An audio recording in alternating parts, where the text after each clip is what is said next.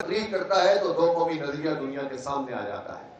جب وہ یہ کہتا ہے کہ ہم تمہیں برباد کر دیں گے، جب وہ یہ کہتا ہے کہ روٹی کھاؤ ورنہ گولی کے لیے تیار ہو جاؤ، تو ہم مودی سے یہ کہنا چاہتے ہیں کہ تم گولی چلاؤ گے تو ہم گولی چلائیں گے. تم اگر ہماری طرف میری آنکھ سے دیکھو گے ہم تمہیں جواب دیں گے. اور ہم ایک طاقتور قوم کے طور پر ایک مرتبہ پھر دنیا کے سامنے آ چکے ہیں. اسی مہینے میں ہم نے تم کو شکست فاش دی ہے. ہمارے بہت اختلافات سیاسی طور پر ہماری قوم کے موجود تھے، لیکن جب تم نے حملہ کیا، تم نے بزدلانہ کارروائیاں کی، تم نے سویلین پہ بمباری کی، تم نے مسجدوں کو شہید کیا، تو پوری قوم ایک ہو گئی. اور سارے اختلافات کو بالائے طاق رکھ کے الحمدللہ پوری قوم نے یکجہتی سے مقابلہ کیا، اور ہماری افواج نے تمہیں بھرپور جواب دیا. تمہیں اپنے جن جہازوں پہ ناز تھا اور جن کا انتظار کر کے تم یہ سوچ رہے تھے کہ اب ہم پاکستان کو دبوچ لیں گے، تو ہوا یہ کہ وہی جہاز، وہی تمہارا فخر اور تکبر بری طرح پسپا ہو گئے، گر گئے. اور اب تو بحث اس پر ہو رہی ہے کہ 3 رافیل گرے ہیں کہ 4 گرے ہیں، 5 گرے ہیں کہ 6 گرے ہیں. اور اب تو خود فرانس والے یہ چاہتے ہیں کہ وہاں کا انسپیکشن کریں، لیکن انڈیا ان کو اجازت نہیں دے رہا ہے. اس کا مطلب یہ ہے کہ تباہ کاریاں تو کچھ زیادہ ہی ہوئی ہیں. اپنی شکست کو چھپانے کے لیے مودی اور لوگوں کو بے وقوف بنانے کے لیے ہرزہ سرائی کرتا ہے، اور روز وہ الیکشن کی تقریریں کرتا ہے. لیکن یہ بات اسے سمجھنی چاہیے کہ جنرل الیکشن میں بھی وہ جو کہتا تھا کہ اب کی بار 400 بار، اسے شکست ہوئی ہے ایک طرح سے.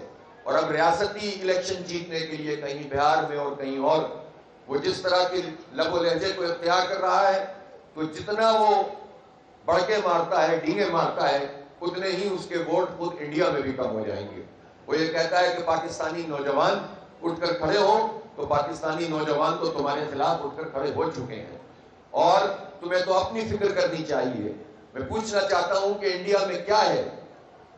ابھی آپ سرچ کریں، آپ کو پتہ چلے گا 68 کروڑ لوگ ایسے ہیں جنہیں محفوظ باتھ روم کی سہولت حاصل نہیں ہے، بیت الخلاء کی سہولت حاصل نہیں ہے انڈیا میں. انڈیا دھوکہ دیتا ہے، جھوٹ بولتا ہے، پوری دنیا کے سامنے امپریشن دیتا ہے، اس لیے کہ عالمی طاقتیں اسے سپورٹ کرتی ہیں. انہیں معلوم ہے کہ پاکستان کے مقابلے میں انڈیا کو ہم سپورٹ کریں گے تو ان کا ایجنڈا پورا ہوتا ہے. خوف کھاتی ہیں یہ بڑی طاقتیں پاکستان سے اور مسلمانوں سے، اس لیے ہمیں تقسیم بھی کرنا چاہتے ہیں اور ہمیں کمزور بھی کرنا چاہتے ہیں. اس کی وجہ سے انڈیا کو جو ہے سپورٹ فراہم کرتے ہیں. لیکن اب خود ویسٹ میں یہ سوال پیدا ہو گیا ہے کہ یہ انڈیا کس طرح کا ملک ہے کہ سکھوں کی تحریک چل رہی ہے، اور اسی طرح سے اور بہت ساری تحریکیں چل رہی ہیں، اور انڈیا تو یہ بھی نہیں دیکھتا کہ کبھی امریکہ میں جا کر سکھوں کو قتل کرتا ہے، کبھی کینیڈا میں جا کر سکھوں کو قتل کرتا ہے. گویا جن کی بنیاد پر اتنا بڑا ہو رہا تھا انہی کے آگے آگے دکھانے کی کوشش کرتا ہے. تو اب پوری دنیا میں یہ سوال پیدا ہو گیا ہے کہ یہ انڈیا پر ریلائی کیا جائے کہ نہ کیا جائے. تو مودی نے تو ایک طرح سے خود ہندوستان کے 1 ارب 46 کروڑ انسانوں کو اسٹیک پہ لگا دیا ہے. خود وہاں پر آزادی کی درجنوں تحریکیں موجود ہیں. اپنے اروناچل پردیش کو دیکھو، ہماچل پردیش کو دیکھو، جاؤ آسام کو دیکھو، جاؤ بنگال میں دیکھو کتنا ریزنمنٹ موجود ہے. دیکھو کہ ناگالینڈ میں لوگ بالکل آزادی کا اعلان کر رہے ہیں. تم جتنا ظلم کرتے ہو تحریکیں اتنی بڑھ رہی ہیں. اور انڈیا میں اس وقت شدید ترین انڈین حکومت کے خلاف اور ریاست کے خلاف بغاوت موجود ہے. اس کو کچل رہے ہیں. اور پھر ان کا جو مزاج ہے، یہ چند 4-5% برہمن سامراج کا ان کا جو پورا کا پورا مائنڈ سیٹ ہے، اس میں وہ خود اپنے ہندوؤں کو، دلتوں کے ساتھ جو کچھ سلوک کر رہے ہیں، کروڑوں کی تعداد میں جو دلت ہیں، ان کو شیڈول کاسٹ کہہ لو یا کچھ بھی کہہ لو، ان کے ساتھ غیر انسانی سلوک انڈیا میں کیا جاتا ہے. مسلمانوں کی تعداد 30 کروڑ سے زائد ہو چکی ہے، ان کو مارجنلائز کیا جا رہا ہے. سکھوں کو شدید ترین مسائل کا سامنا ہے.